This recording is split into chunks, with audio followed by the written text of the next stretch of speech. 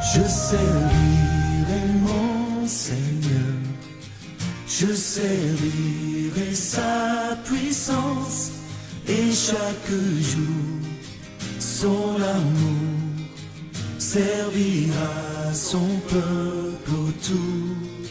Je ferai de ma faiblesse l'occasion de son secours, et pas à pas se fera un chemin de vie en moi. Un instrument. Je suis le révérend pasteur Boubombole Donatien de l'Assemblée évangélique de guérison intégrale Cité de la Vie.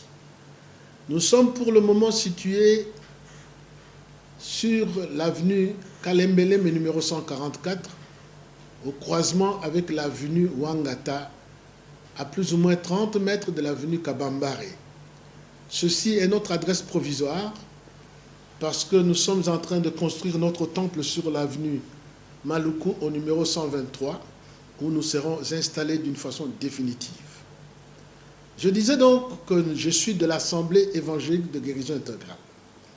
Notre vision trouve son fondement au verset 23 de l'évangile de Saint Jean au chapitre 7, où Jésus dit « Si quelqu'un reçoit la circoncision le jour du sabbat pour que la loi de Moïse ne soit pas violée, pourquoi vous irritez-vous contre moi de ce que j'ai guéri l'être tout entier le jour du sabbat ?» L'homme tout entier, toujours selon la Bible, au chapitre, ou plutôt dans l'épître aux Thessaloniciens, première épître aux Thessaloniciens, chapitre 5, verset 23, il est écrit ceci: que le Dieu de paix vous sanctifie lui-même tout entier, que tout votre être, esprit, âme et corps soient trouvés irréprochables le jour de l'avènement de notre Seigneur Jésus-Christ. Ceci étant, nous pouvons conclure ou déduire que l'être humain tout entier, dont parle Jésus dans Jean 7, verset 23, qu'il a guéri l'être humain tout entier, l'homme tout entier est donc fondamentalement un esprit qui a une âme et qui habite dans un corps. Rappelez-vous que Dieu a créé l'homme à son image et à sa ressemblance. Et Dieu est esprit. L'homme créé à l'image et à la ressemblance de Dieu est d'abord un esprit ayant une âme et qui habite dans un corps. Évidemment, lorsqu'on parle de l'être humain, on voit d'abord le corps physique. C'est vrai, c'est la première partie que tout le monde retient d'un être humain. Et le corps, c'est la partie matérielle de l'être humain qui lui permet d'entrer en contact avec le monde physique. Le corps est formé de la chair, du sang, de l'eau, des os et des nerfs. Et il est pourvu des 5 sens qui sont la vue, l'ouïe, l'odorat, le goût et le toucher. Ce sont là les 5 sens qui lui permettent d'avoir accès à tout ce qui est physique. Mais outre le corps physique qui lui permet d'entrer en contact avec le monde physique,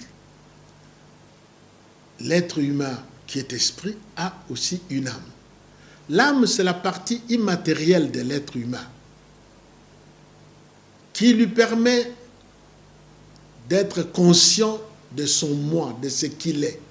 C'est l'âme qui donne la spécificité à chacun et à chacune à chacun d'entre nous. C'est l'âme qui marque la personnalité de chaque individu. Et au niveau de l'âme, il y a 3 grandes fonctions. Il y a la fonction intellect, signifiant la fonction intellect où il y a l'intelligence, les raisonnements, les pensées. Et toujours au niveau de l'âme, il y a également la fonction volitive. C'est là où il y a la volonté, le pouvoir de décision. Et il y a également la fonction affective. C'est là où il y a les affections, l'amour et les émotions. Les trois fonctions sont là les fonctions au niveau de l'âme qui permettent à chacun de nous d'être conscient de lui-même. Outre ce qui précède, nous avons dit que l'homme est créé à l'image et à la ressemblance de Dieu, est avant tout un esprit. Et l'esprit, c'est la partie immatérielle de l'homme qui lui permet d'entrer en contact avec le monde spirituel ou qui le rend conscient du monde spirituel. Au niveau de l'esprit, il y a trois grandes facultés. Il y a la conscience, qui est la faculté qui permet à l'homme de distinguer le bien du mal. Il y a l'intuition, c'est-à-dire l'endroit précis où se produit l'onction qui nous enseigne. À ce sujet, j'aimerais lire un petit passage qui se trouve dans 1 Jean 2, verset 20. Pour vous, vous avez reçu l'onction de la part de celui qui est saint, et vous avez tous de la connaissance. Ce verset se réfère à ce que je viens de dire au niveau de l'esprit, qu'il y a, outre la conscience qui lui permet de distinguer le bien du mal, il y a aussi l'onction, ou l'endroit où nous recevons la connaissance sans procéder par le raisonnement intellectuel. Parce que la Bible dit que nous avons reçu l'onction et cette onction nous enseigne. Et on n'a pas besoin, c'est l'endroit où se produit la connaissance qui vient de la part de Dieu. Lorsque Dieu nous parle, Dieu étant esprit, et il s'adresse à l'homme par son esprit. Et nous pouvons dire que l'onction dont question ici, c'est les oreilles spirituelles de l'être humain qui est spirituel. C'est là que nous recevons les messages qui viennent de Dieu, soit la parole de connaissance, soit les prophéties atterrissent à ce niveau-là. C'est là où nous avons la connaissance de certains faits sans procéder par le raisonnement intellectuel. Alors, outre la conscience et l'onction, il y a également au niveau de l'homme la faculté d'adoration. L'homme est créé fondamentalement pour adorer, soit adorer le Dieu véritable ou faire une dévotion à une divinité quelconque. Mais toujours est-il que l'homme est créé pour adorer Dieu. C'est pour ça que Jésus dit que Dieu est esprit et ceux qui doivent l'adorer en esprit et en vérité. Et nous sommes de ceux qui, par grâce à l'aide et au soutien du Saint-Esprit, adorons Dieu en esprit et en vérité. Donc voilà, l'homme est d'abord un esprit ayant une âme et qui habite dans un corps. Le corps est la demeure de l'homme esprit et qui lui sert aussi des moyens de déplacement. Le corps lui sert d'habitation et aussi lui sert de moyens de déplacement. Ça, c'est la première partie que nous voulions d'abord définir, l'être tout entier.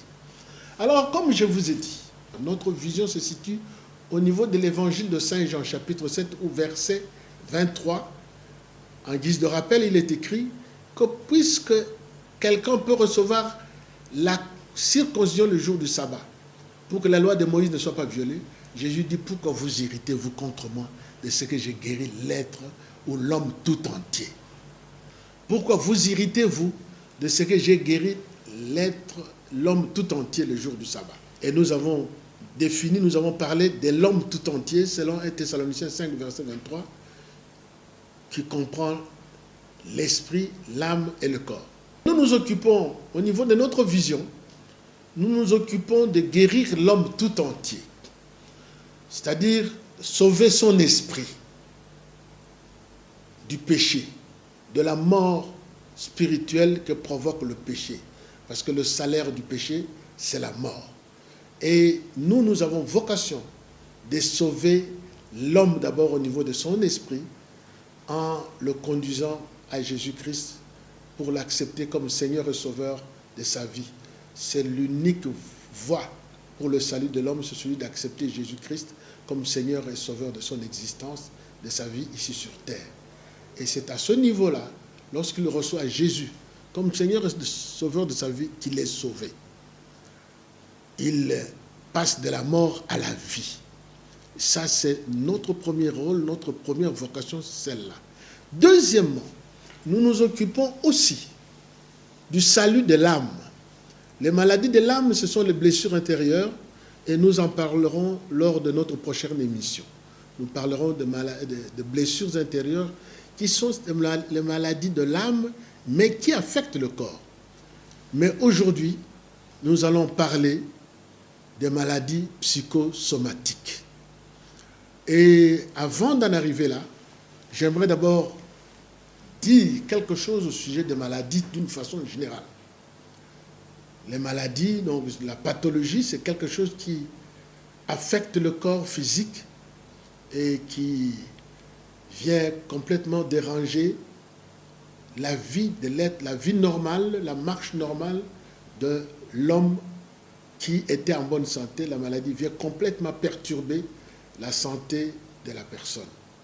Et les maladies sont de diverses natures. Il y a plusieurs types de maladies. Et elles ont plusieurs sources. La cause principale de maladie, c'est le péché. La désobéissance à la parole et au commandement de Dieu.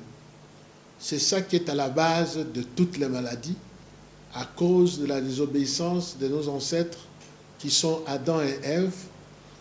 Et pour avoir péché, le salaire du péché, c'est la mort, et la mort provient, entre autres, des maladies, des accidents, des guerres et toutes sortes de causes qui peuvent provoquer la mort, et entre autres les maladies. Les maladies peuvent provenir des microbes, des virus, de la malpropreté. Lorsqu'on vit dans un milieu malsain, lorsqu'on vit dans un milieu malsain qui facilite le développement de certains vecteurs de maladies, notamment les moustiques, les microbes, les virus, les gens peuvent tomber malades.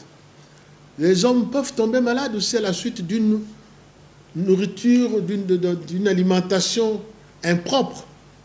Les gens peuvent tomber malades. Les gens peuvent tomber malades à la suite d'un empoisonnement. Les gens peuvent tomber malades à la suite d'un accident de circulation ou tout autre accident peut être aussi à la base de maladies. Tout comme aussi la vieillesse, lorsqu'une personne prend de l'âge, les cellules vieillissent et la personne devient accessible, la personne est facilement atteinte de certaines maladies, peut souffrir de plusieurs types de maladies. Alors, comme il y a plusieurs types de maladies, aujourd'hui, nous allons parler plus particulièrement de ce que nous appelons les maladies psychosomatiques. Ça paraît savant, le mot psychosomatique, mais j'aimerais vous apaiser pour vous dire, à vous qui avez bien voulu nous accorder votre bienveillante attention, que nous saluons très respectueusement dans le nom de Seigneur Jésus-Christ, les maladies psychosomatiques paraissent être savantes, mais je voudrais vous apaiser en vous disant que le mot psy, c'est un mot grec qui signifie âme. Soma, c'est aussi un autre mot grec qui signifie corps. Et les maladies psychosomatiques ne sont autres que les maladies qui affectent l'âme, des maladies de l'âme, mais qui affectent le corps. Parce que psychosomatique, psy, c'est l'âme et soma, c'est corps. Donc les maladies psychosomatiques, ce sont les maladies de l'âme et qui affectent le corps. Nous avons dit qu'au niveau de l'homme, du corps, il y a les 5 sens qui sont la vue, l'ouïe, l'odorat, le goût et le toucher. Ce sont là les différentes voies de communication de l'âme. Ce sont les 5 sens qui communiquent avec l'âme de l'homme. Alors, les maladies psychosomatiques ont certes plusieurs origines, plusieurs causes, mais la principale de toutes les causes de maladies psychosomatiques c'est d'abord les soucis. Ce sont les soucis. Il y a d'autres causes certainement qui peuvent être à la base des maladies dites psychosomatiques, mais la principale d'entre ces causes, ce sont les soucis. Les soucis, vraiment, je ne saurais pas le définir, mais je crois que tous nous avons déjà expérimenté ce que c'est les soucis. Du moins, nous connaissons les causes de soucis.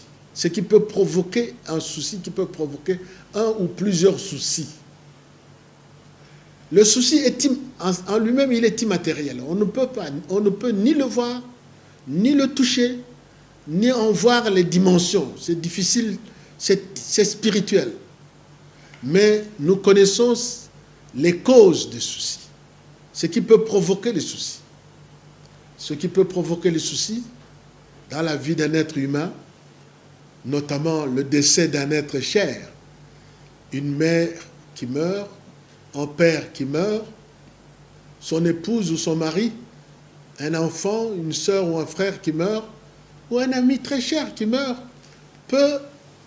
ce deuil, ce décès peut être à la base des soucis pour la personne qui vit, qui souffre de la perte de cet être cher. Il peut être victime de soucis de ce décès, à cause de ce décès. Le souci peut aussi provenir d'un divorce qui intervient dans une famille. Un couple qui se sépare par le divorce ou par la séparation de corps peut aussi être à la base des soucis, notamment pour la personne qui subit la décision du divorce ou la décision de la séparation de corps. Et surtout les enfants, s'il y a des enfants dans le foyer, ils en souffrent, ils peuvent souffrir de la séparation des parents ou du divorce qui intervient pour séparer leurs parents. Les enfants peuvent en souffrir et cette situation peut être à la base des soucis pour les enfants et même pour le partenaire qui subit la décision. Les soucis peuvent également provenir de la rupture des fiançailles pour celui ou celle qui subit la décision de la rupture. Les soucis peuvent provenir également des disputes que l'on vit dans un foyer, dans une famille. Les parents qui se disputent, ça peut être des soucis pour celle qui subit des disputes, qui subit tout le temps cette perturbation dans la famille, et particulièrement les enfants peuvent vraiment souffrir des disputes qui sont fréquentes dans la famille, dans le foyer, au niveau des parents. Les enfants peuvent en souffrir, et même l'épouse ou l'époux peut souffrir de cela. Ça dépend de la personne qui est en train de subir la situation. Les soucis peuvent également provenir des échecs dans la vie. Les soucis peuvent provenir des injustices qu'on subit. On travaille dans une entreprise depuis des années. Mais ceux qu'on engage après vous évoluent, ont des promotions, ils évoluent très bien. Vous qui êtes là depuis des années, pour telle ou telle raison, on ne s'occupe pas de votre situation. Et ce genre d'injustice, ça provoque des soucis pour ceux qui subissent la situation. Un conjoint qui est infidèle, ça provoque des soucis pour l'autre. Un conjoint qui est ivrogne ou qui est drogué, ça fait des soucis pour les enfants et pour l'autre, pour son partenaire. Il y a différentes causes de soucis. C'est difficile d'en donner une liste exhaustive, mais nous énumérons là quelques cas que tout le monde connaît. La diffamation, le dénigrement, tout ça, ça peut être à la base des soucis. On vous dénigre pour rien, on vous accuse des choses que vous ne connaissez, dont vous n'êtes pas l'auteur, et vous subissez des situations à cause de ce dénigrement, de fausses accusations. Ça fait du mal pour la personne qui subit cette situation. Et voilà donc un échantillon des causes qui peuvent être à la base des soucis. Et le souci lui-même, nous avons dit, il est spirituel. on ne peut ni le voir, ni le toucher, ni le palper, ni en voir les colorations, les dimensions et tout ça, la hauteur, la profondeur, ou la longueur, ou la largeur, c'est difficile, c'est spirituel. Mais au du moins, nous connaissons les causes qui peuvent être à la base des soucis. Alors, comment cela se fait et comment les soucis peuvent provoquer des maladies dans l'organisme? Nous avons dit ceci, que l'homme a été créé à l'image et à la ressemblance de Dieu. Dans la première épître de Jean, chapitre 4, verset 8, il est dit que Dieu est amour. C'est-à-dire, Dieu, c'est l'amour parfait. Il nous aime. Et il ne nous aime pas parce que nous avons fait ceci ou cela. Dieu nous aime parce que nous venons de lui. C'est lui qui nous a créés, à son image et à sa ressemblance, sans que nous lui ayons adressé une demande quelconque. Il nous a créés à son image et à sa ressemblance.